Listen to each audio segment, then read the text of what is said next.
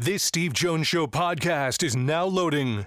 The Steve Jones Show podcast is presented by Sunbury Motor Company, Purdy Insurance, Brewers Outlet, and NIL Game Changers.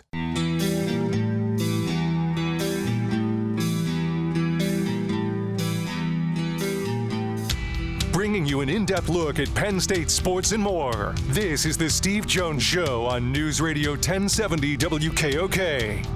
The Steve Jones Show is presented by Purdy Insurance, Brewers Outlet, NIL Game Changers, and Sunbury Motor Company.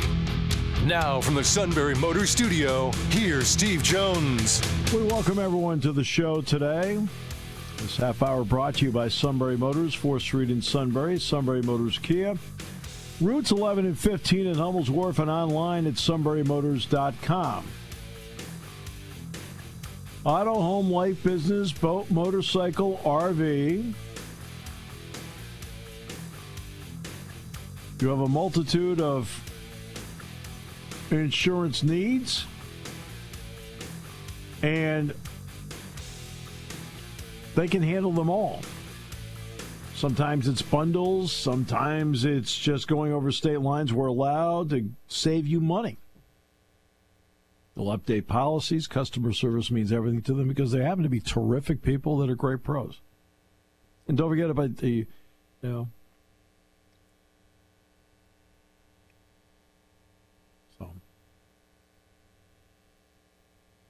great to have you with us today on the show.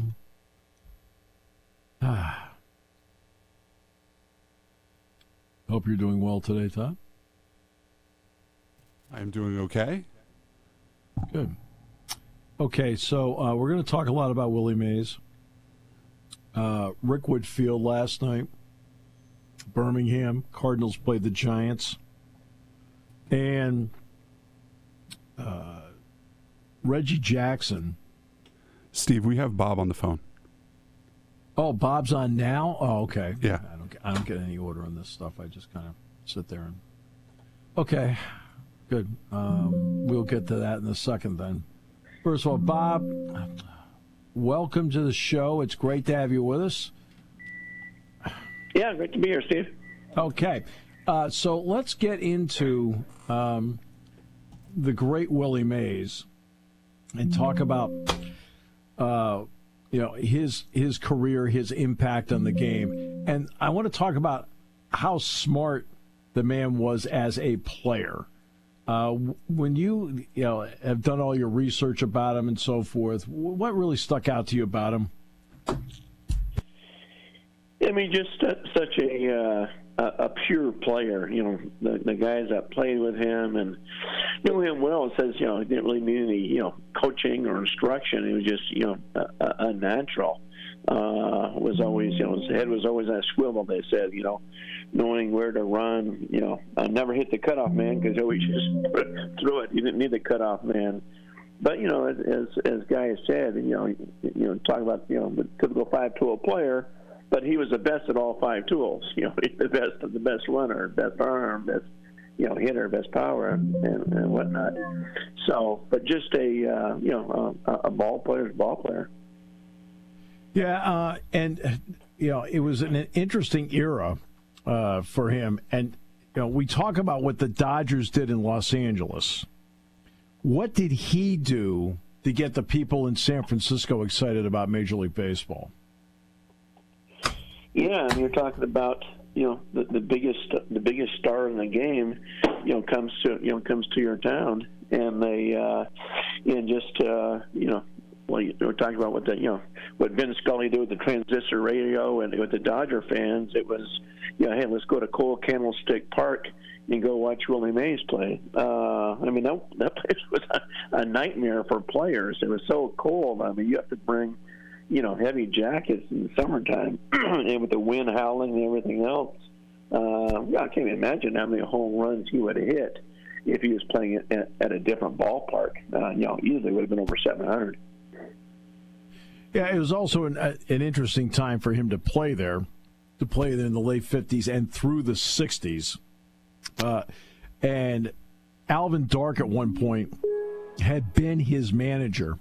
I would say that people would consider him maybe not America's most open-minded individual in the 60s. And he had a problem on that team with some of the Latin players. What did Willie Mays, as an ambassador for all the players, handle a situation like that kept that team together? Yeah, I mean, it was almost like Orlando said when Willie hit a home run, Orlando basically wanted to do it better. But I think it was just he was such a big star, and he was kind of a loner. When he would go back to his hotel rooms after games, and he was so beloved. Everybody wanted a piece of his time, and he was kind of cautious of that. Wary of people. Never drank, so wasn't out partying in the streets. And usually, when midnight hit, he was home in bed.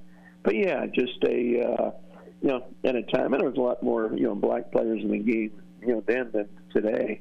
But no, he was very instrumental. He wasn't an outspoken leader, like guys. It wasn't like a Henry Aaron, for instance. He was very close with the Martin Luther King Jr. and everything else, fighting racism. Where Willie, kind of stayed in the shadows of that and kind of fought his own private battles. What does it tell you about the games he'd play stickball in the streets of New York when the Giants were there? Yeah, I mean, here he is. He might have been even younger, but he's 17 years old when he's playing with the Birmingham Black Barons in 1948. He was probably playing, some exhibition games at the ballpark when he was younger. But he was, everybody knew he was going to be the best player on the field, and just loved the game, like you said, playing stickball. Yeah, he was also on deck when Bobby. Steve, this is Reggie Jackson. I got to take this call. Oh, well, I think you should take the call after what happened last night. Okay, I'll check back to your producer. Bye. Okay, great. Well, speaking of Reggie Jackson, that was where I was going to go to next anyway. Look, he has to take a call with Reggie Jackson. I think Steve Jones can step aside for Reggie Jackson. Just an opinion. The audience may not think so. You are the straw that stirs the drink, Steve. he is Reggie Jackson is the straw that stirs the drink. But that's what I was going to get to last night. Because what he said last night, and I'm going to play it back for you. It's courtesy of Fox. What he did last night, the emotion of it, it is so. I've said this a lot. That people need to do a much better job of listening. All right. And if you listen and you hear somebody's experience, it tells you a story that should resonate with you.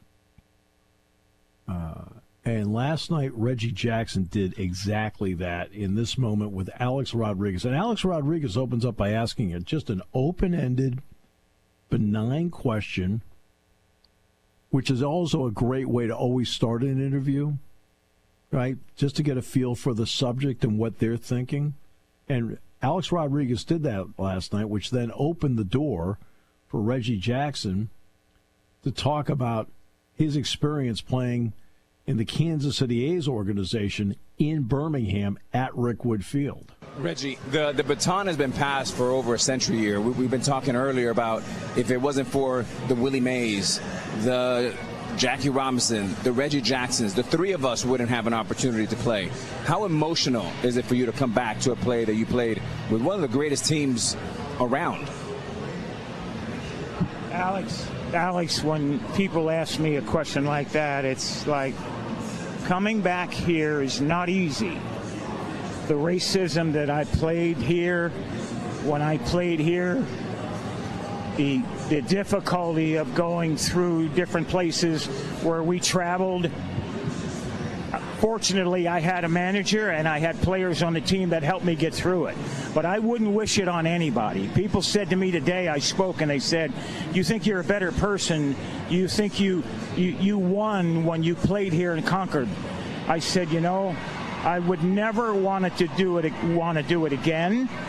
I walked into restaurants and they would point at me and said, "Can't eat here." I would go to a hotel and they say, "Then can't stay here." We went to Charlie Finley's country club for a welcome home dinner and they pointed me out with the N-word. "He can't come in here." Finley marched the whole team out. Finally, they let me in there. He said, "We're going to go to the diner and eat hamburgers. We'll go where we're wanted." Fortunately, I had a manager, Johnny McNamara, that if I couldn't eat in the place, nobody would eat. We'd get food to travel. If I couldn't stay in a hotel, they'd drive to the next hotel and find a place where I could stay. Had it not been for Raleigh Fingers, Johnny McNamara, Dave Duncan, Joe and Sharon Rudy, I slept on their couch 3-4 nights a week for about a month and a half. Finally, they were threatened that they would burn our apartment complex down unless I got out. I wouldn't wish it on anyone. The year I came here, Bull Connor was the sheriff the year before. And they took minor league baseball out of here because in 1963, the Klan murdered 4 black girls, children, in 11, 12, 14 years old at a church here and never got indicted. They were from the Klan. Life magazine did a story on them like they were being honored. I wouldn't wish it on anyone. At the same time, had it not been for my white friends, had it not been for a white manager and Rudy, Fingers, and Duncan, and Lee Myers, I would have never made it. I was too physically violent. I was ready to physically fight some. I'd have got killed here because I'd have beat someone's ass, and you'd have saw me in an oak tree somewhere. Reggie, I can't even imagine. It's awful you had to go through that, but appreciate you sharing the rawness and the honesty of it with our audience. I mean, really, we love you, Reg. Yeah. Thank you. Quick history lesson right there. That's a great history lesson. Reggie Jackson telling us all about it, preaching. Wow, that's unbelievable. The great Reggie Jackson, the Hall of Famer, joining us here, and we've got more to do. That's on Fox last night. It's the personal experience of it, and it's the balance with which he told the story. And that's what strikes me about, the raw emotion of it. So, which then brings us back to Bob Nightengale, because Bob is evidently back on the line after talking with Reggie, and I was playing the clip from Fox while you had a chance to talk with him. The raw emotion of what he talked about in 1967, which is 3 years after the Civil Rights Act, but a year before Dr. King was murdered in Memphis, and talking about what it was like in Birmingham. We need to listen more to stories like that so we understand what it was like, so we can have perspective moving forward. What are your thoughts? Yeah, as Reggie said, the emotions came out. He's talked about that before, but not on live TV. It's different in print. So, he's mentioned that several times. Being south, and he wanted no part of Birmingham. I remember when Dusty Baker got, with the Atlanta and Dodgers, just the racism in Florida, at Vero Beach. So, these guys all have these stories, but I think in that setting, yesterday and in being, on live TV, I think kind of hit home. It's like, okay, let's don't make this a beautiful picture, perfect thing. Willie growing up in Birmingham and how great it was. Don't forget about, Bull Connor and the guy from the hotel manager jumping ass in the pool. Those things. And Birmingham became kind of the heart of the civil rights movement here. Right, no question. I'm glad he went back, and I'm glad he did it. He could have bypassed it because of the hurt feelings. He still went back. I give him credit for it. Yeah, just had played here, and they invited him, and there was like 4 or 5 Hall of Famers here, a bunch of former players. I think everyone wanted to be a part of it, and he did too. And obviously he was a Mays fan, and so he wanted to pay his respects as well here. Yeah.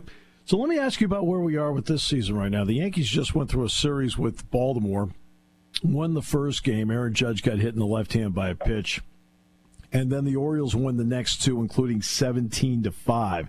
It's just a series, but what did you learn about the two teams in that series? Well, I mean, for all the talk about, the Yankees, how great they are, they're going to the World Series, it's like, hey, wait a minute now.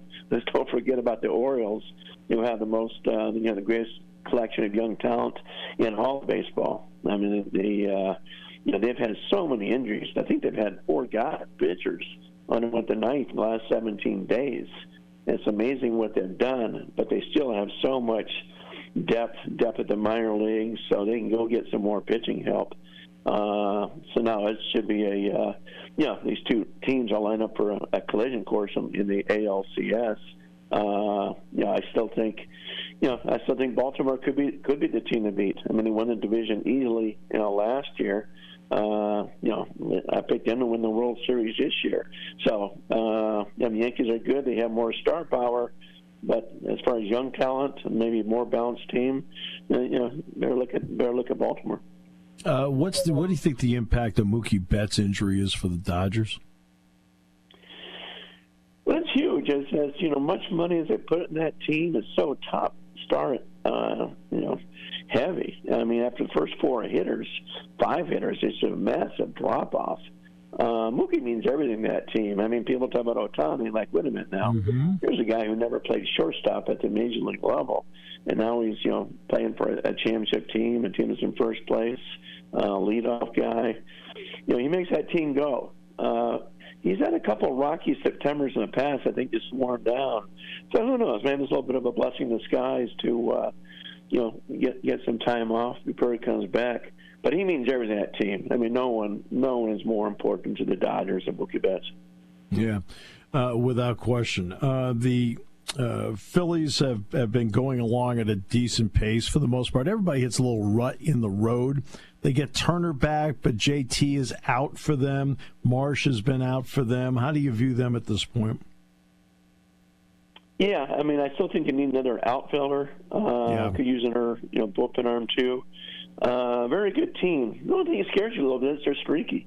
I mean, we saw what happened with them last year, losing the Arizona Diamondbacks. I mean, they were a better team than Diamondbacks, but they got cold at the wrong time. So same thing in the playoffs. They got a streaky guys like Schwarber and Castellanos. Harper, lives up to the moments, but not everybody else does.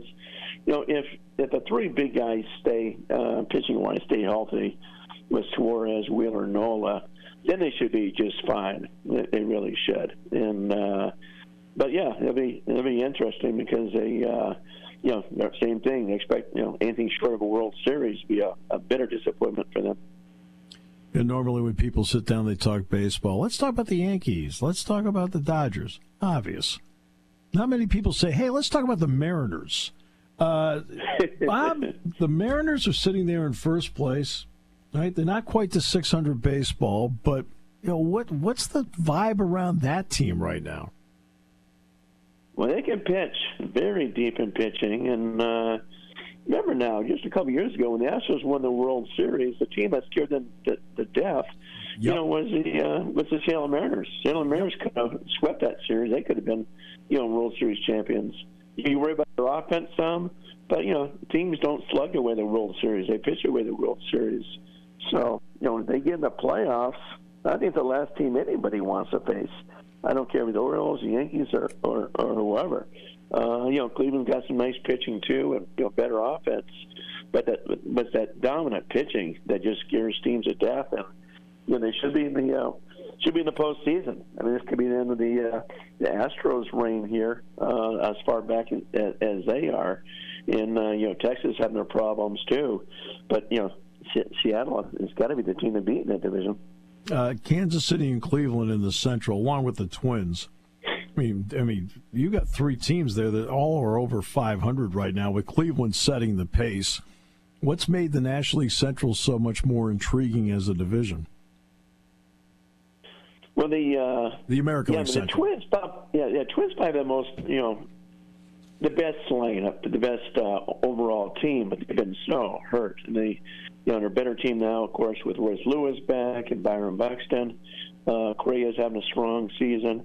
So it's a very, very well-rounded team. Cleveland, I think people are just shocked at the offense. Now, they didn't, change the ballpark with the seating and everything else. So there's kind of a wind current there, but their offense is shocking how good it's been because it was just so bad for so long. I still think KC fades. It's been a great season for them. Bobby Witt's a special player, but it's hard to see them, keep going like this. And I can't see this being a team that, hey, let's give up some prospects and go for this thing. They worked. They've had too many bad years getting these prospects. I don't see them giving up right away. Where a team like Minnesota, even a team like Cleveland, I think would be more prone to say, okay, let's be a little aggressive here at the trade deadline. Thanks so much for jumping back on with us. I really appreciate it. If I have to move aside, I guess Reggie Jackson's a good reason to do it. So I know. I reached out, and I should have called him last week because I've done so much stuff here for the Rickwood game, and people played here, and I know Reggie fairly well. But big things. I just wanted to get his reaction, and he said, he was surprised, how positive it's been. It's been great, but it just came out. I mean, he's talked about it in print, but it's different, as saying it on saying it for newspaper, magazine, or website than it is on live TV. Well, that's the difference between him and me. He's the straw that stirs the drink. So, Bob, thanks so much. It's always a pleasure. You're very glad. Very glad he said that. He really is. Just a reminder. I thought that's right. So long ago, and hey, don't forget this still exists. It wasn't like everybody was loving Willie Mays in Birmingham, Alabama. Hey, Bob, thanks so much. Very my pleasure. Take care, Steve. Bye. Bob Nightengale. You want your young athlete to get the most out of life and NIL. You need a roadmap, a strategic approach. NIL Game Changers help student athletes earn while they learn in their collegiate journey. Driven by former student athletes and coaches who work as NIL sports agents and content media designers, they'll guide both student and family, starting with high school students looking toward college and those already in college. Get a seasoned team of marketing experts with a background in athletics and coaching. Visit NILGameChangers.org, the ultimate destination for name, image, and likeness opportunities. Party time, game time, or just fun time. Doesn't matter what time it is because it's Brewers Outlet time. The Beverage Supermarket has the area's largest beer selection. Imports, microbrews, ciders, and domestics. Pick from over 100 ice-cold 12-packs and dozens of 24-ounce singles. Soda, snacks, hot sauces, fresh roasted peanuts. Make it one-stop party shopping, and don't forget the pickle bar. So whatever you're celebrating or just doing it up, Brewers Outlet, Reagan Street, Sunbury wants to see you. And thank you for your years of patronage.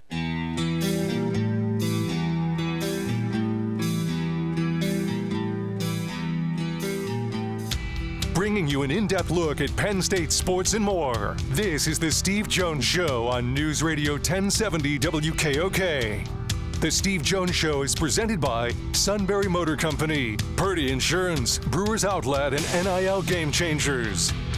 Now from the Sunbury Motors Studio, here's Steve Jones. This half hour being brought to you by NIL Game Changers, the ultimate destination for name, image, and likeness opportunities for both athletes and businesses.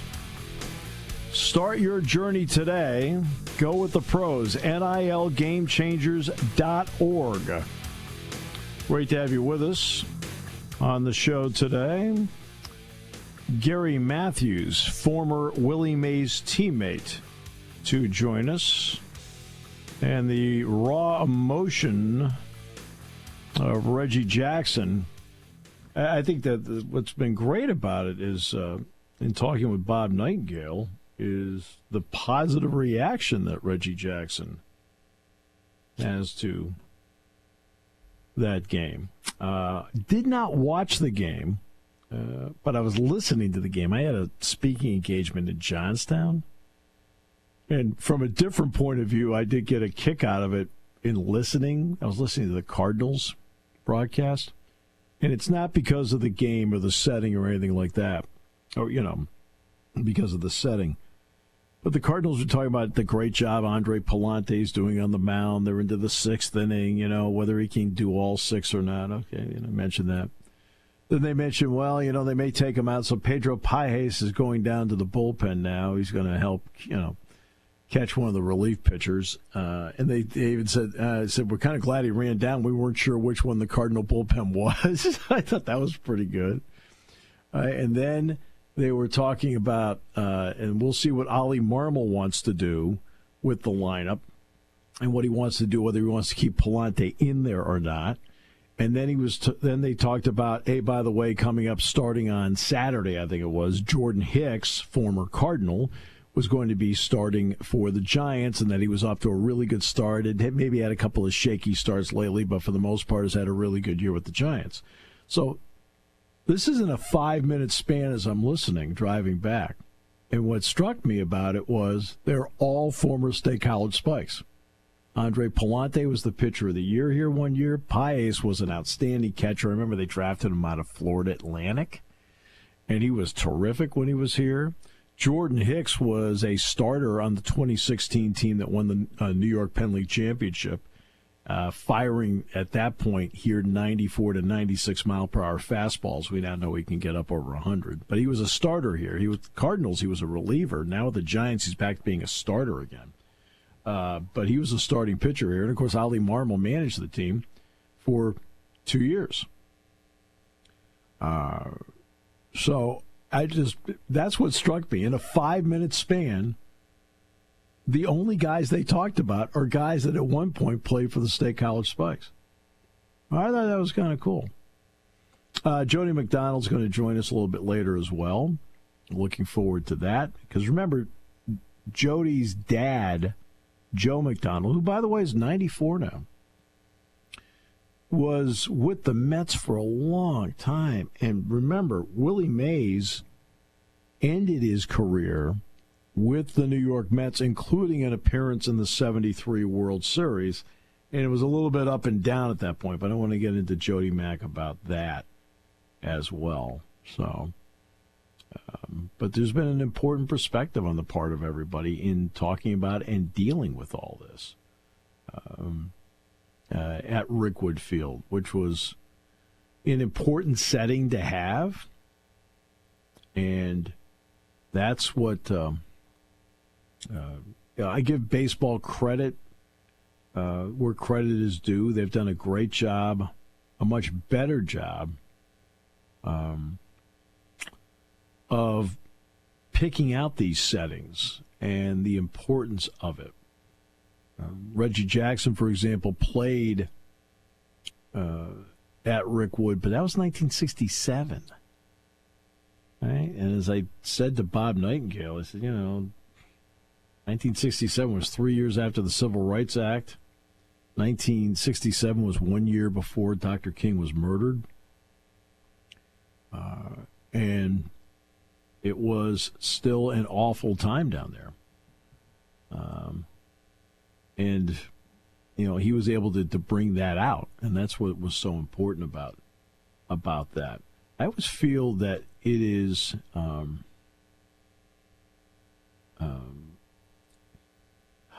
in my job, I have the privilege of traveling around a lot. So I get to see a lot. And Jack, for example, Jack Ham loves history. And Dick Girardi loves history. So the three of us already have that. We have a lot in common to begin with, but we have that in common. So there'll be times where we'll be on the road and we'll just, hey, let's go see something. Something as simple as the legislature in Lincoln, because it's a unicameral legislature, one chamber. And in there's a tribute to Lincoln because Lincoln, Nebraska is named after Abraham Lincoln. Something as simple as that, we'll go see. When Dick and I were down in Tuscaloosa, and with basketball we had a little more time compared to football, because remember, at football we didn't stay in Tuscaloosa. We either stayed in Bessemer or we stayed in, one time we stayed in Tuscaloosa, but Bessemer or Birmingham we would stay. And they were doing shoot around, and they had just played Duquesne. It just was one continuous trip. We did not go back to State College. We flew directly from Pittsburgh down to Tuscaloosa. So they go to shoot around. We were at shoot around for a half hour, and he said, "Hey, look, let's go out. We want to go check out Foster Hall." Now, why did we go to Foster Hall? Foster Hall, number one, is in between Bryant-Denny Stadium and Coleman. So it's right in between the football and basketball arenas. And Foster Hall used to be a gym. We went there because that's where George Wallace blocked the door. Right, the famous block the door moment. So Dick and I wanted to go see the spot where it happened. Learn more, pick up more about history and the setting of it. When Penn State played Auburn, it turned out we got in early and stayed in Montgomery. We got in early. And that actually gave me time to walk around the city. So in walking around the city, I saw the state capitol. I saw the minor league baseball. The minor league baseball field was just literally right down the street to the left from the hotel. And then I walked past where they play the Camellia Bowl. Okay, fine. But then I wanted to then go up to what would be considered the historic area. So I saw the state capitol, and then I saw the house, which was considered to be the first White House of the Confederacy, where Jefferson Davis and his family happened to be when the war started before moving to Richmond. Okay. Then the next stop on the tour, for me, just a walking tour, just on my own, was to go to the Freedom Riders Museum and to learn more about the Freedom Riders. Now, I was alive when this happened, but I was just a kid at the time. But I wanted to go see it, read about it, learn more about it, their experience, and what it meant. And after I was done with that, I then went to the Rosa Parks Museum. Same thing. I just wanted to learn more about her, learn more about what it was like back then, right? Because I have an opportunity to do that. And I always feel it's important if you can get to an area that has some semblance of history, and I have a chance to do it, I want to learn more. Now let's go to the other end of it. Those are really serious topics. But when I spoke in Jacksonville and Daytona, I had a car. So when I was done it turned out Jacksonville was a dinner on a Friday night. And Daytona Beach was a luncheon on a Saturday. And I was done with the luncheon because I had the car. I drove down to the Kennedy Space Center. I'd never seen it before. And again, here's the opportunity. More history, more chance to learn. I was always intrigued as a youngster with the space program. The Mercury program, Gemini, Apollo, right? And so this was another opportunity to get down to, see the Rocket Garden, see the Astronaut Hall of Fame, see the Space Shuttle Atlantis. Now, there's one foul ball that ended up in it because there was one thing I absolutely wanted to see when I went there. I wanted to go see the launch pads, which is next to the Apollo, which is right near the Apollo Museum. Right? And there's a bus tour that takes you out there all the time. And I remember I walked into the desk. They said, Mr. Jones, would you like a guide as to what you want to do? And I said, I know exactly what I want to do. I want to go see the Rocket Garden, Space Shuttle Atlantis, and I want to see the Astronaut Hall of Fame, and I want to go out to the Apollo display with where the launch pads are. They said because the luncheon ran over, which the whole purpose of being there was the luncheon. Because the luncheon ran over, they said the last bus left 20 minutes ago. I went, I drove as fast as I could to get down there. But I still got a chance to do it. I learned a lot, too, which is great. And seeing the Space Shuttle Atlantis up close like that was actually pretty cool. But you try to take, I tried to take time, if possible, to go someplace. The Cotton Bowl, that's an obvious one.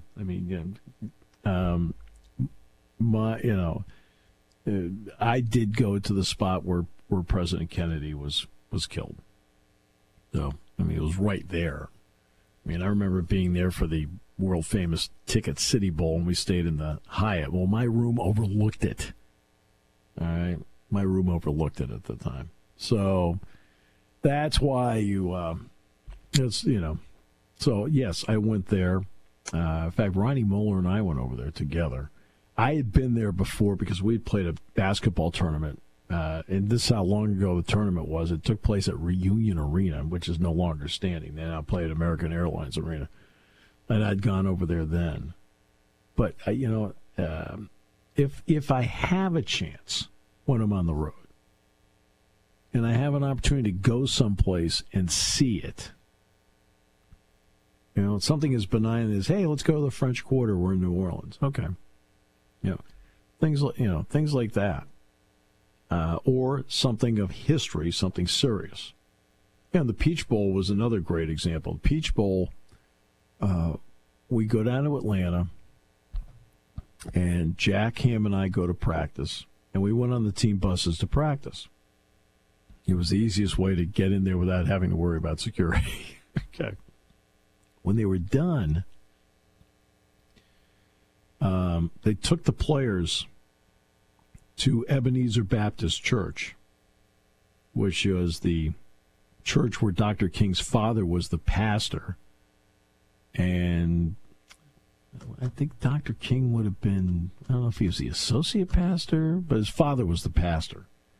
There's a new Ebenezer Baptist Church that is across the street where Senator Raphael Warnock is the pastor. But they took us into the actual Ebenezer Baptist Church where Dr. King gave so many great speeches and oration.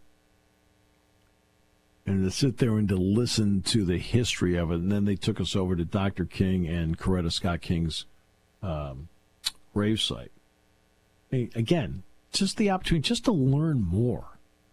I think it's always important to have a quest to learn as much as possible about something, because I think history is always the greatest teacher. I don't care whether it's good history or bad history. I mean, I've always felt it was important to get perspective to help not just with what we're thinking about in the present, but also to help shape how we think about the future. And that's why I've always done that. Now, and it helps that maybe that curiosity was fueled by growing up in New England, and the fact that you talk about history. I mean, my late mother was a graduate of Lexington High School in Massachusetts. Well, the Battle of Lexington and Concord was the first battle of the Revolutionary War. And my godmother, my Auntie Dolly, her house was 4 houses off the green where the battle took place. So, I guess that's in that indoctrination to history at a very young age. That's probably where that came from. And the interest in it, and to pick up on things, because that's one of those, because of being there so many times. And I was at the 200th, and President Ford was there, and Senator Ted Kennedy was there, and Caroline Kennedy was there. The 250th is next year, and I am planning on going to it, because I went to 200. Now, part of it's also going to be, let's go to the Red Sox game at 11 a.m. Okay, enough history. We're done. Let's go to the game. All right. But I've always found that to do stuff like this fascinating. I mean, at least to me. It may not be to you, but it is to me. Especially to see things that help shape the country. And, I think it's, for me personally, it's fun and fascinating. It may not be fun and fascinating for you, but if I have a chance to take advantage of something because of personal interest on a road trip, I'll do it.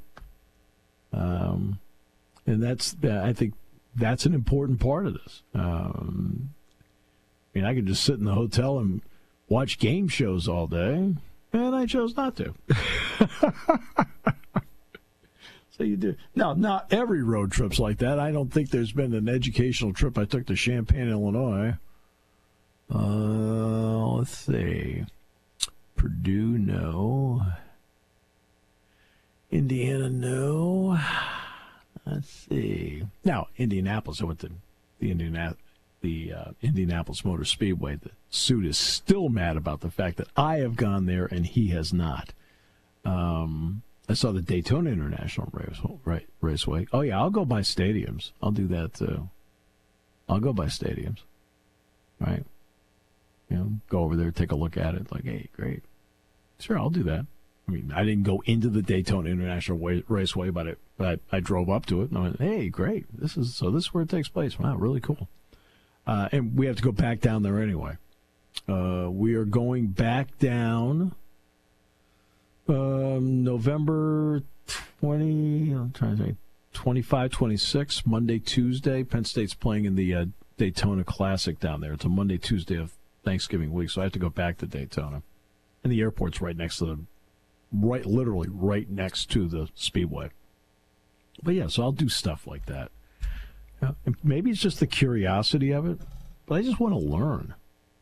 That's the part I want to do. I just want to sit back. I want to learn about things. Maybe give me a better perspective. Maybe find out something I didn't know before. And so I take advantage of it. And look, and I have the kind of job that gives me the opportunity to take advantage of it. I have that kind of job, so I can do that. Because we do have to travel.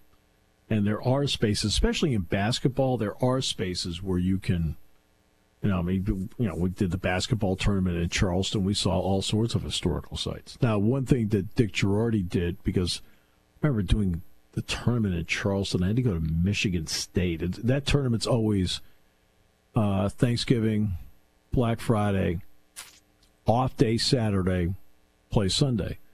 In that tournament, I did Thanksgiving, then I went Friday, had a 6 o'clock flight, flew up to Detroit, got a car, drove to Lansing, did that game on Saturday, drove back early Sunday morning, early, because I had a 5:30 flight into Atlanta, then into Charleston to do the Sunday game. Well, on that Saturday, Dick Girardi and Jeff Tarman, who was working with us back then, went to Fort Sumter. I didn't make that trip. I saw it from a distance, but, I did not make that trip. So other parts of the city, yes, but not that part. So every once in a while, something gets, you have to bypass it and move on. All right. So we've got Jody McDonald coming up in the next half hour. This half hour has been brought to you by our good friends at NIL Game Changers.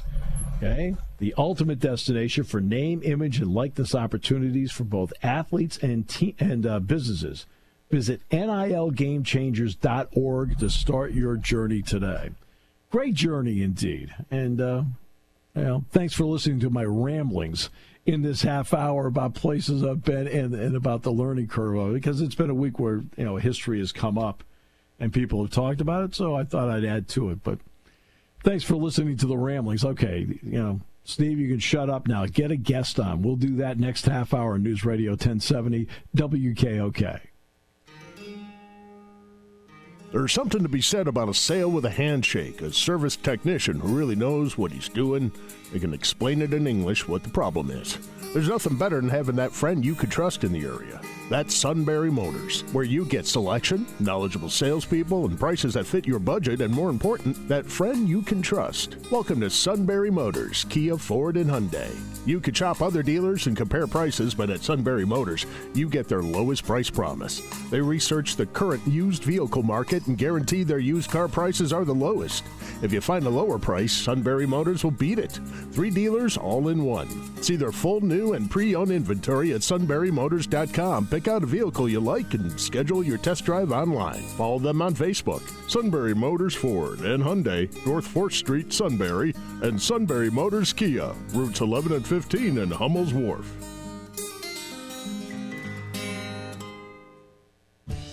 Spring has sprung, and it's time to dust off those insurance policies. For over 100 years, the Purdy Insurance Agency has been protecting families and businesses of the greater Susquehanna Valley and beyond. With the experience of our trained and knowledgeable staff, you can rest assured that your needs will be evaluated and met by some of the industry's best representatives. No matter what your insurance needs are, call Purdy Insurance today at 570-286-5855 or visit our website at purdyinsurance.com to see what we can do for you.